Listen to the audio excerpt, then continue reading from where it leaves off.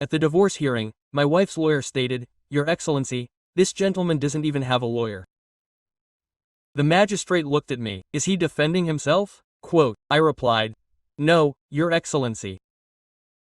Just then, the courthouse door opened and 3 lawyers dressed in €10,000 suits appeared. My ex-wife, Amanda, considered me a complete fool. For 8 years, she ignored me completely. To her, I was just the one who covered all the expenses while she spent money uncontrollably and told her friends that I was a burden. The evening she told me she was getting divorced, she was drinking wine and laughing out loud.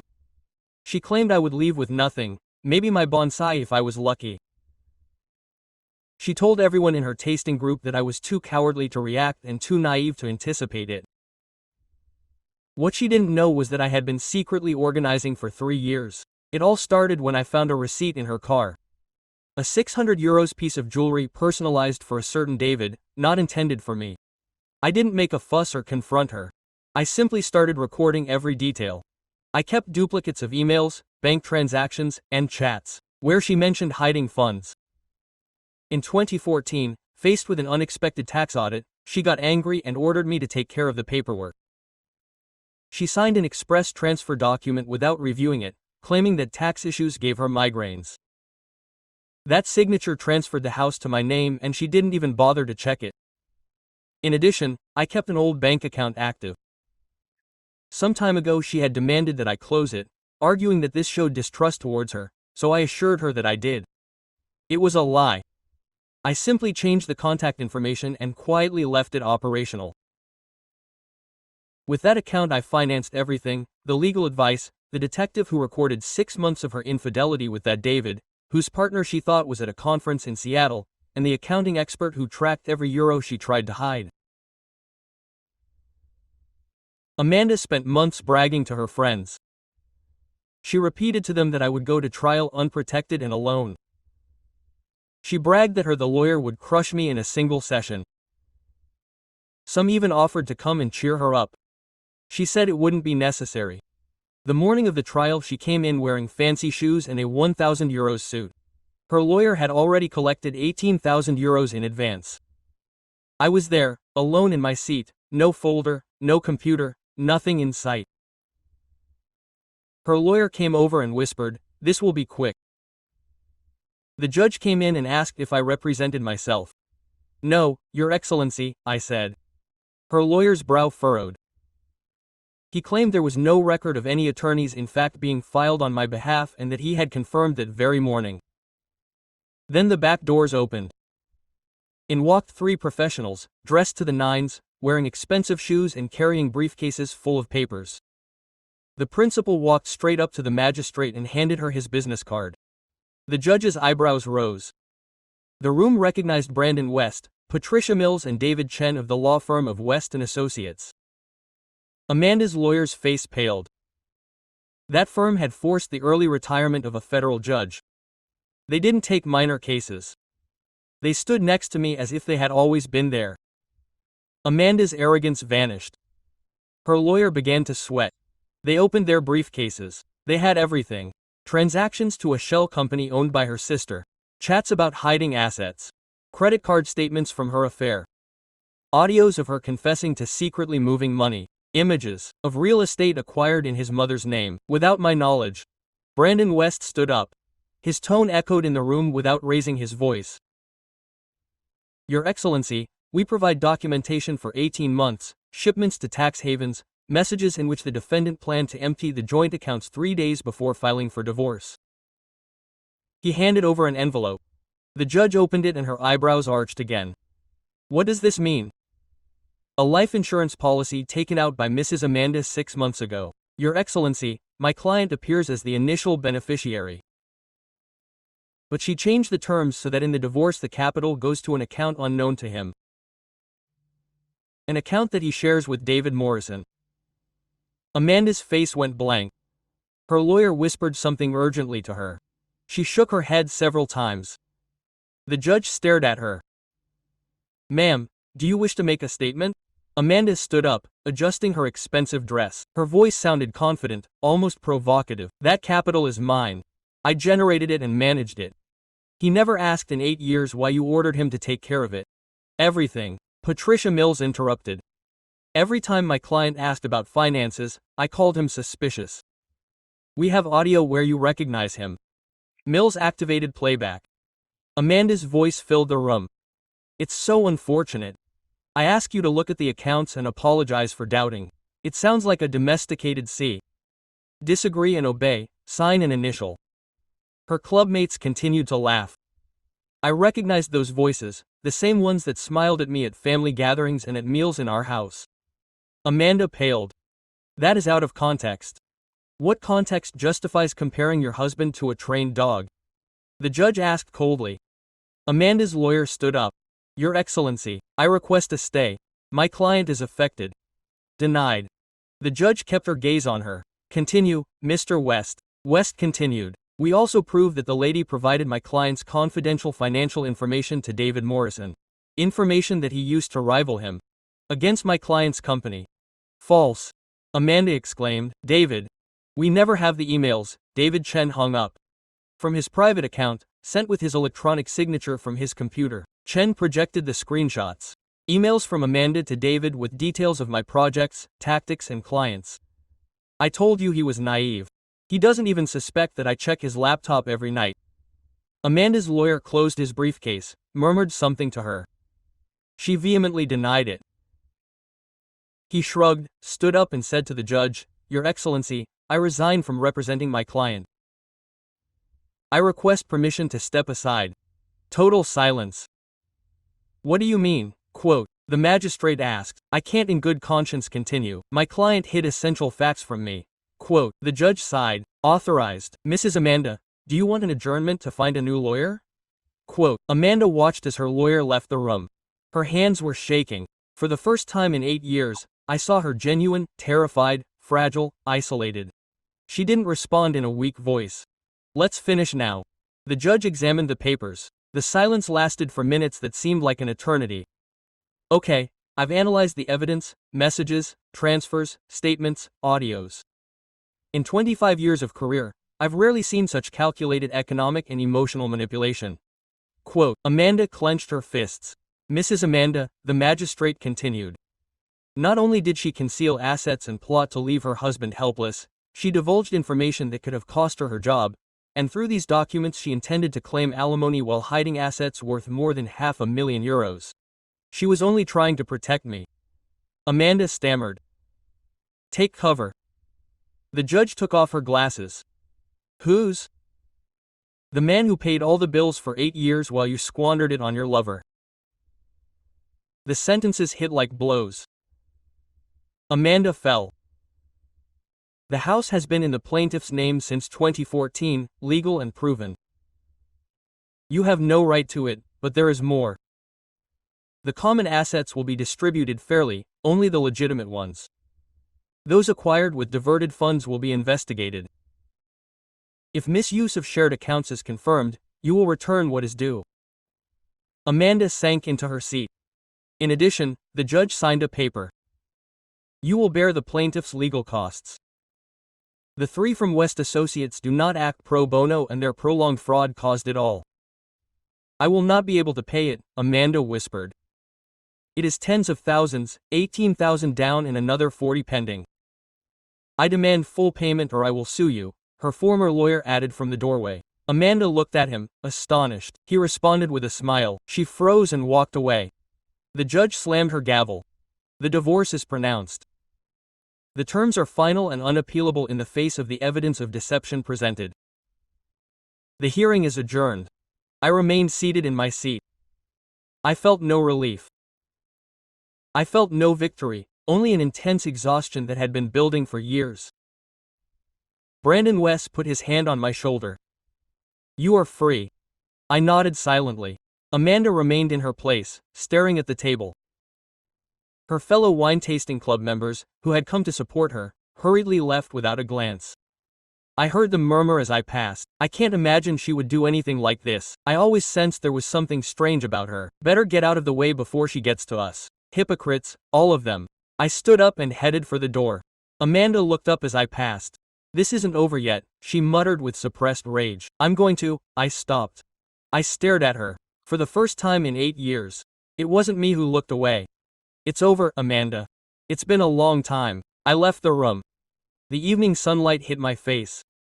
I inhaled deeply. The air had never felt so pure. My phone vibrated. It was an unfamiliar number. I hesitated. Still, I answered, "Hello, is that you?" The voice sounded familiar, though I couldn't quite place it. "I'm Gabriella, your sister. We haven't spoken in 5 years." My tone sounded more excited than I intended. "I saw your name in the public records at the courthouse. I did some research. I heard about the divorce. I need to talk to you. Do you mind buying you coffee?" I glanced back. Amanda was stumbling out of the building. On her high heels. She looked fragile, defeated, someone who no longer had control over me. "Yes," my sister replied. "I'd love to." 3 months after the divorce, the apartment looked nothing like it. I hired a remodeling team just a week after the viewing. The beige walls Amanda had chosen for their sophistication were now a soft blue.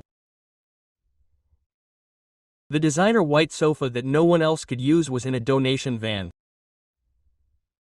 The minimalist furniture had been replaced with pieces I genuinely liked.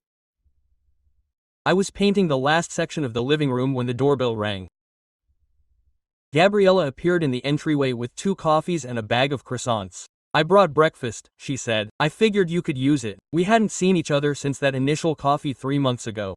We had chatted on the phone weekly, but she had respected my wish for distance. Now she stood there with short hair and relaxed attire, very different from how I remembered her. "Go ahead and step aside." She came in and looked around, her eyes lingering on each modification. "It doesn't feel like her house anymore." That's the idea. We settled into the apartment, as I hadn't yet purchased new sofas for the living room. Gabriella handed me a coffee and a croissant. "Mom's asking for you." "Mom knows we've reconnected." "Yes, I told her a couple weeks ago." She burst into tears. I took a sip of my scalding coffee, but it didn't bother me. "Why did you hang up?" I probed straight up 5 years ago. "Then you suddenly stopped responding. You didn't attend family meals anymore." Gabriella put her cup down, her hand shaking a little. "Amanda contacted me. She claimed you were mad at me, that I had spoken badly about her at a family gathering and that you'd rather I stayed away." "That never happened." "I know that now, but at the time I was 23. I had just graduated. I was disoriented.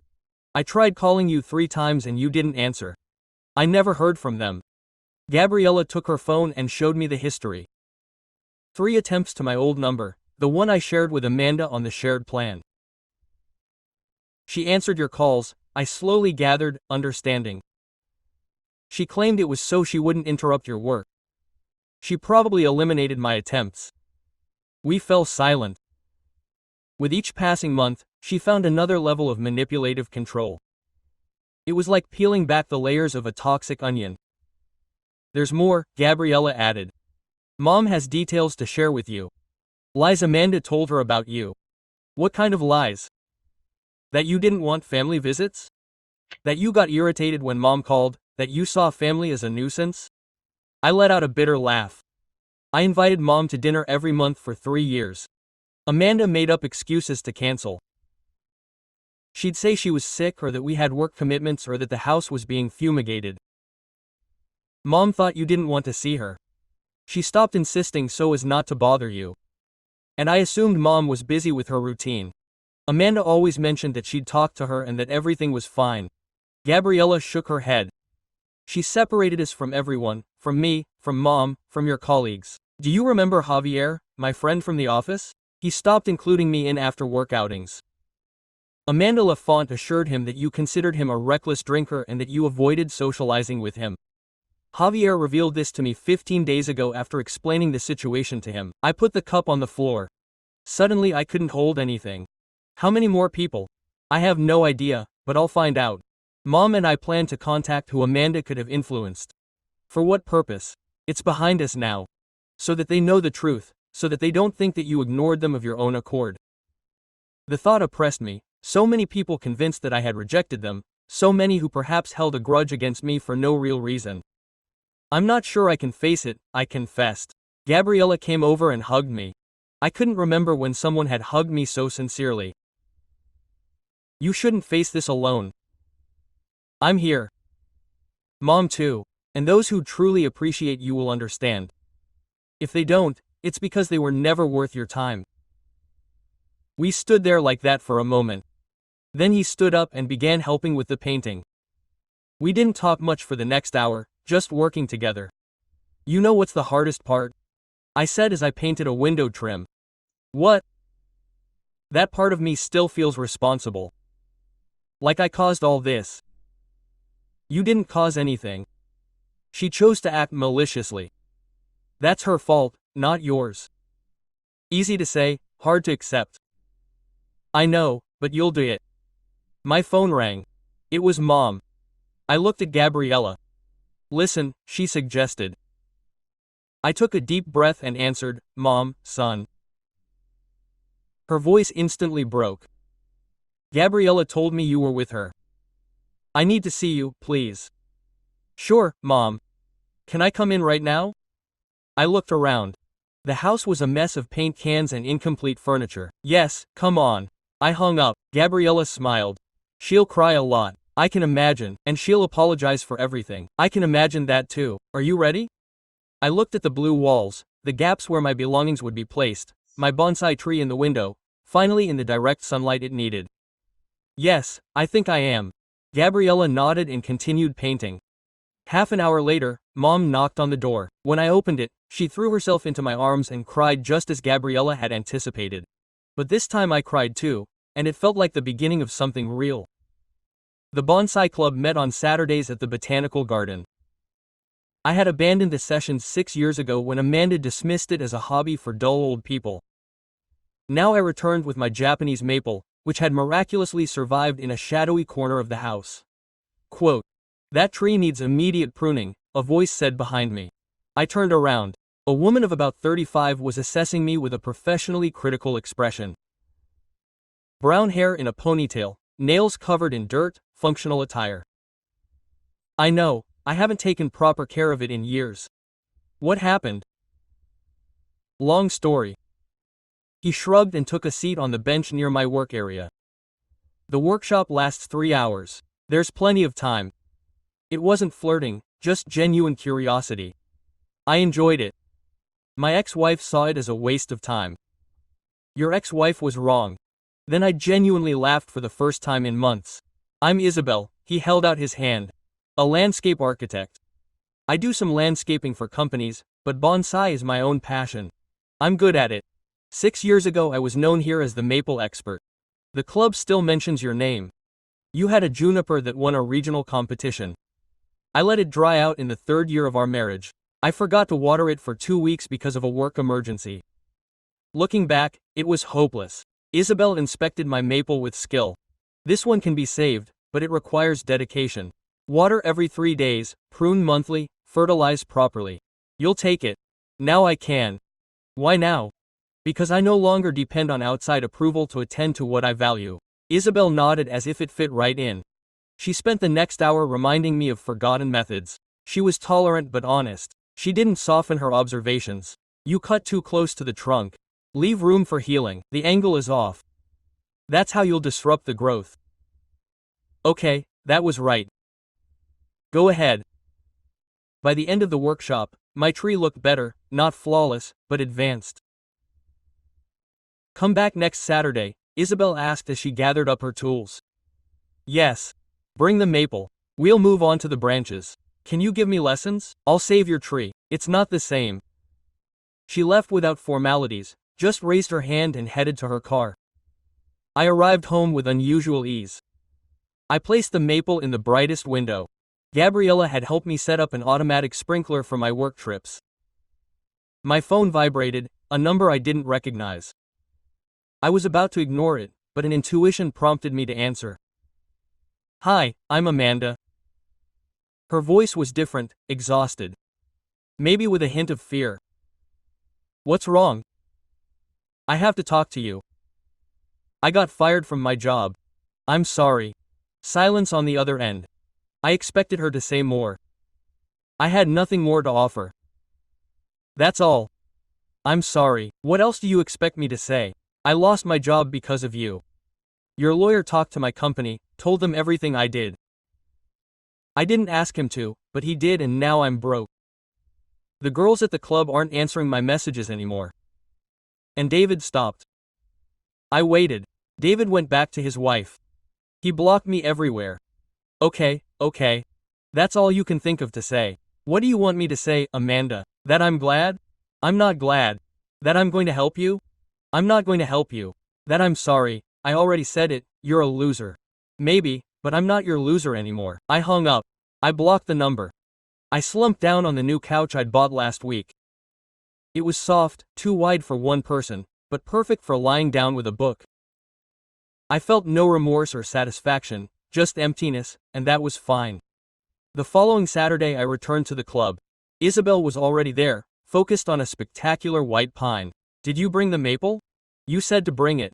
Perfect. Today we're going to wire it. Do you know how to handle copper wire? I did that 6 years ago. Yes, well, it refreshes my memory. We worked in silence for a long time. Isabel became intensely focused when her hands were on a tree. She didn't chat, she just acted. Why did you stop coming? She asked after an hour. Your wife, did you forbid it? Not directly, she just made comments that it was a boring pastime, that it made me look older, that I should spend my free time on more useful activities. Like what? Accompanying her to dinners with her friends where I went unnoticed. Isabel looked at me for the first time that day. Sounds horrible. It was. How many years have you been married? 8. Being invisible. That's a long time. Yes. She looked back at the tree. Well, you're not invisible here anymore. That wire is crooked. Fix it. I laughed. It was strange to feel watched, even if it was for criticism. More genuine than 8 years of false praise. When the workshop ended, Isabel suggested we have coffee nearby. It wasn't romantic, it was practical. You need to see my nursery, she said. I have tools that would come in handy and books, lots of books on techniques that I'm sure you've forgotten. You're giving me access to your nursery. I'm telling you that you need expert help. Your technique is rusty, but you have a good eye. It just needs practice. Why are you helping me? Isabel sipped her coffee and thought about it before answering, because those who return after years away usually have a solid reason, and because that maple deserves another chance. Only the maple, you too. But the tree is easier to bring back. I smiled.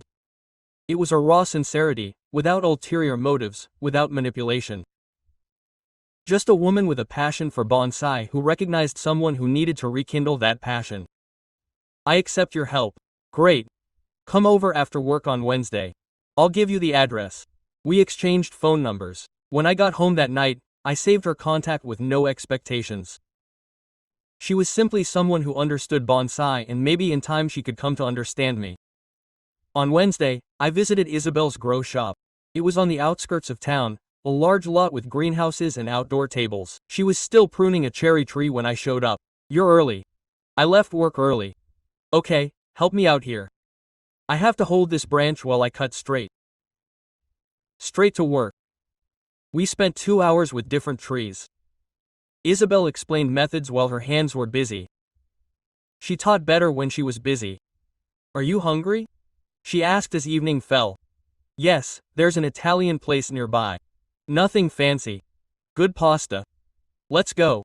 It wasn't a formal meeting, it was logical. 2 people hungry after hours of effort. The place was cozy.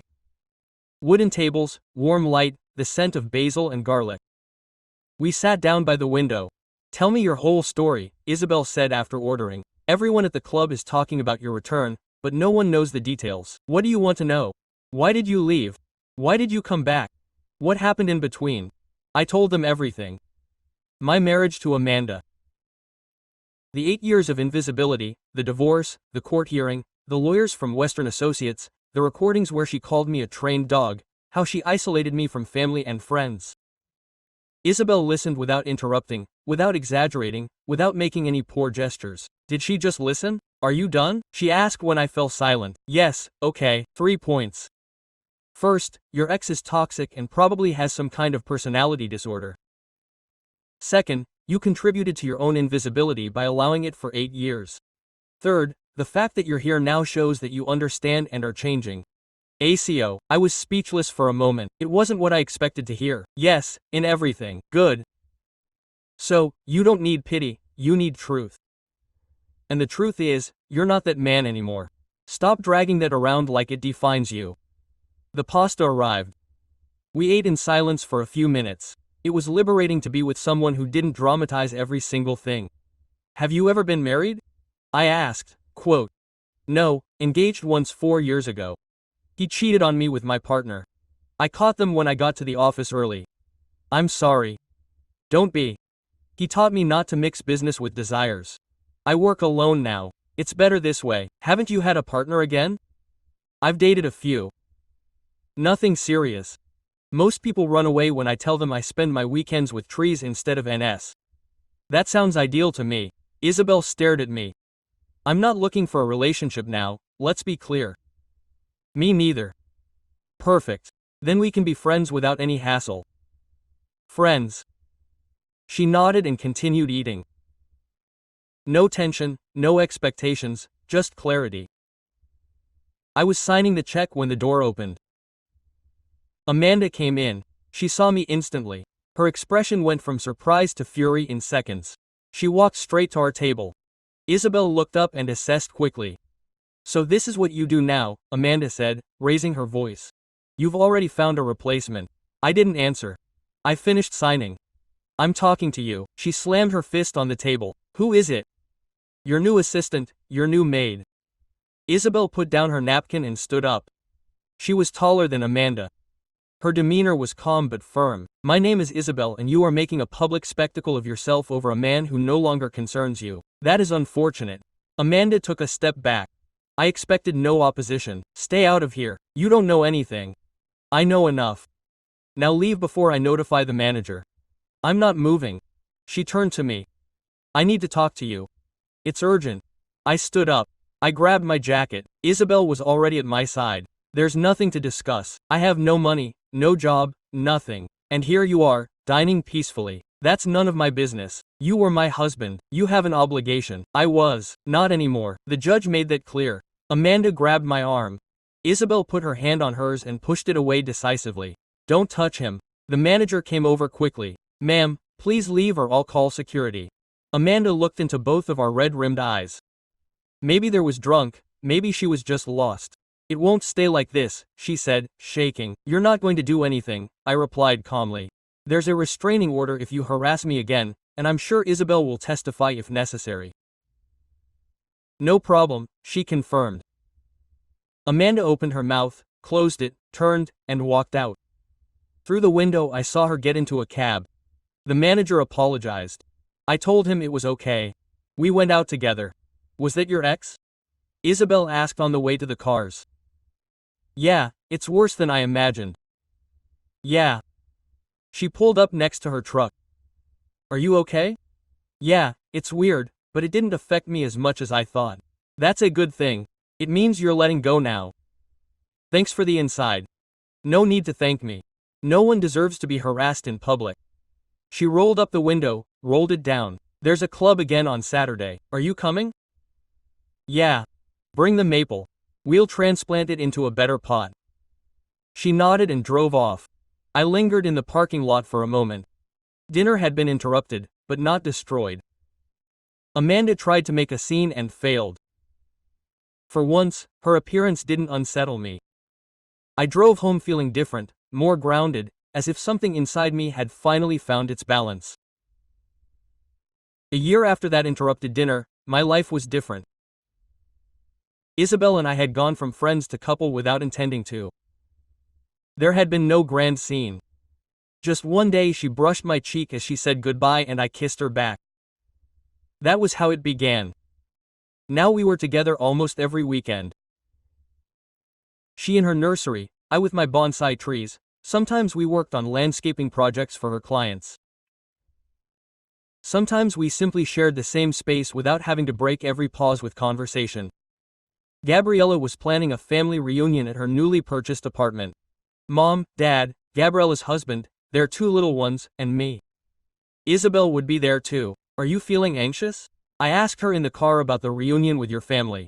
No, why should I be? Most people tend to get nervous. I'm not like most people, I smiled. It was true. We arrived carrying a bottle of wine and a pastry that Isabel had demanded to buy. Gabriella opened the door with a big smile. Here they are. Come in, come in. The kids are running rampant in the room, but that's the usual. Mom welcomed us with hugs. Dad greeted Isabel by shaking her hand with a silent nod of acceptance. My nephews and nieces bombarded me with questions about my job. The meal was lively, cozy, every day. No one left me out. No one interrupted me to discuss matters that didn't interest me. When I told an anecdote about a work initiative, everyone paid attention. When Isabel mentioned her greenhouse, Mom asked sincere questions. Your son has a great talent for plants, Isabel commented. He's picking up methods that I thought would take him years to master again. Quote, she was always attracted to them, Mom replied. I remember since she was little that she would cry if the flowers in the garden withered. That justifies her fixation on keeping that maple tree alive. Isabel smiled after the meal, while the children played and the adults drank coffee. Gabriella pulled me aside in the kitchen. Quote, you look different, lighter. As if you'd carried a heavy burden for years and had finally let it go, perhaps. Isabel suits you. She's frank, she doesn't beat around the bush, I know. Gabriella took her phone and showed me a picture. It was Amanda. She appeared exhausted, thinner, her hair dull. Quote, she sent me this a couple of days ago asking about you. What did you say? That I wouldn't be her go-between? That if she wanted to communicate with you she should find another way? Thank you. But there's more. She sent me a letter addressed to you. I brought it, although I don't know if it's a good idea for you to read it.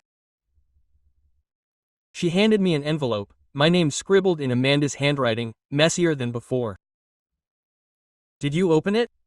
No, it's not my place. I put the letter in my pocket. I went back into the living room. Isabel looked at me with a silent question. I told her I would do it later. The evening ended late. The children fell asleep on the couch. We hugged each other goodbye. Dad squeezed my shoulder as we left. I'm glad to see you happy, son. On the car ride back, Isabel pointed to my pocket. What is that? A letter from Amanda. Gabriella handed it to me. Are you going to read it? I'm not sure. You can read it with me if that helps. We got to my place, settled on the couch, and I took out the letter. The envelope had bent corners. I opened it. The writing was uneven. The paper was of poor quality. I don't expect you to forgive me. I don't expect you to answer me. I just want you to know that I finally understand what I caused. Therapy is helping me recognize how much damage I've caused. Not just to you, but to myself too. I've lost everything. My job, my friends, David, my image, and I had it all. Deserved. Every punishment was earned. Now I work in a coffee shop earning basic wages, living with my mother. She forces me to face what I avoided seeing for years, that I was cruel for no reason. I don't seek to return to you. I know that is unfeasible. I just want you to know that I am sincerely sorry and that if you ever manage to forgive me, I don't need to say it. I just want you to move forward without the weight of what I caused you. Amanda. I folded the letter and left it on the coffee table. Isabel was silent for a moment. What do you feel? Nothing, and that is correct. You will answer her, no. Why not? Because I owe her nothing, not my anger, not my absolution. She continues on her path. I continue on mine. They should not intersect. Isabel took my hand. That is maturity or exhaustion. I don't know, but answering would only open a door that I prefer to keep closed. What will you do with the letter? I looked at the paper on the table, the words of someone who no longer had any influence on me. Nothing. Maybe keep it, maybe throw it away, but it won't change anything. Isabel rested her head on my shoulder. Your family is nice, noisy, but nice. Yes, it's strange to be with them without feeling left out. Because you're not anymore. You're right where you belong. We stayed like that. The letter on the table. My phone rang. It was a message from Javier, my old colleague that Gabriella had tracked down. Bro, I found out the whole truth. I'm sorry. Let's have some beers next week. I want to make up for lost time. I replied. Yes, Thursday will do. Another message from Marco, my great friend who Amanda had distanced. Gabriella told me everything. I can't imagine we lost 5 years because of her deceptions. Football game on Saturday like old times. I replied. I'll be there. Isabel noticed my smile. Good news, friends returning. Thanks to Gabriella. Your sister is tenacious. Yes, she is. I put my phone away. I looked at the letter one last time, then put it in a drawer in the desk. I didn't destroy it, I didn't answer it, I just filed it away for what it represented. A finished episode of an existence that was no longer mine. Isabel stayed that night. We slept together, without conflict, without entanglements. Just two individuals who had found something authentic among their own repairs, and that was enough. 2 years after that family reunion, Isabel and I found ourselves at the botanical garden, the place where we met. But this time it wasn't a bonsai course, it was our wedding. An intimate ceremony, 30 guests, only people who really mattered. Gabriella as my godmother, my mother crying in the front row, my father with his camera capturing images. Marco and Javier sitting together smiling. Isabel's parents, her two closest friends, several members of the bonsai club, who had become close friends. There was no great ostentation, no fancy room, just wooden tables under the trees, lights suspended from the branches, homemade dishes from a small local catering company, soft background music. Isabel approached me without a veil, dressed simply, ivory tone, hair down, minimal makeup. She in her essence. You're late, I murmured as she stood beside me. 3 minutes later, my bouquet fell. The officiant began the ceremony. There were no long speeches, no impossible vows, just the essential words. When it was my turn to speak, I kept it brief. Isabel showed me that I don't have to make myself invisible to preserve harmony, that I can take my place without excuses, that I deserve to be heard. I won't promise to be perfect, but I will promise to be sincere and always present. Isabel smiled. I promise to continue correcting you when your pruning is incorrect and when you put too much salt in the pasta and when you worry about minor details, because that is true love, without convenient falsehoods. The officiant pronounced us husband and wife. We kissed. Those present applauded. Gabriella's nephews ran between the tables shouting. He was boisterous, warm, genuine. During the meal, Marco hugged me. I never thought it would come to this, brother. After Amanda pushed us away, I thought our friendship was gone forever. Me too, but the wait was worth it. Isabel is the one, that's clear to see. Javier came over with 2 beers for the man who had finally found his own voice. We toasted. Gabriella was taking photos. Mom danced with Dad. Isabel was chatting with her friends about a new garden design. I just watched, taking in every moment. My phone vibrated. A message from an unknown number. I hesitated before opening it. It came from Amanda's mother. I know it's your wedding. Gabriella uploaded photos. Amanda saw them. I want you to know that she's getting better. She's still in therapy. She has a steady job. She's learning to be a better person. She won't write to you. She asked me to tell you that she wishes you the best, and so do I. You were a good man to my daughter, even though she didn't deserve it. Be happy. I showed it to Isabel. What does it do to you? Good, I think. I'm glad she's getting better, but it doesn't change anything. Answer her. Just a quick thank you, I wrote. Thanks for letting me know. I wish you the best. I put my phone away. Isabel kissed my cheek. Ready for the cake. You made it with the help of an expert baker. I don't trust my skills that much. The cake was basic, chocolate, no fancy decorations, just our names in white frosting. We cut it together. I gave it to Isabel. She gave it to me.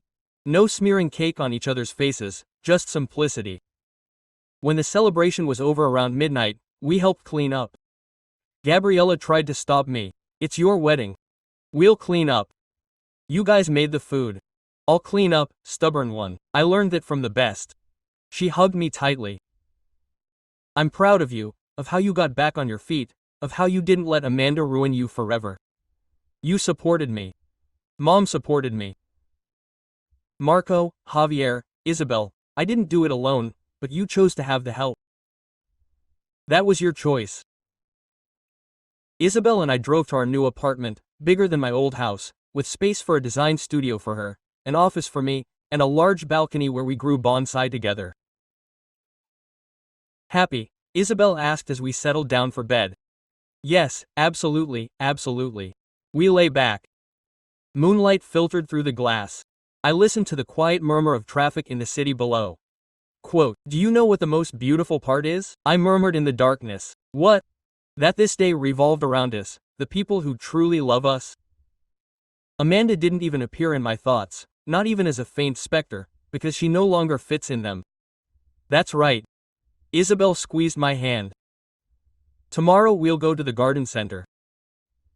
That juniper tree needs urgent care.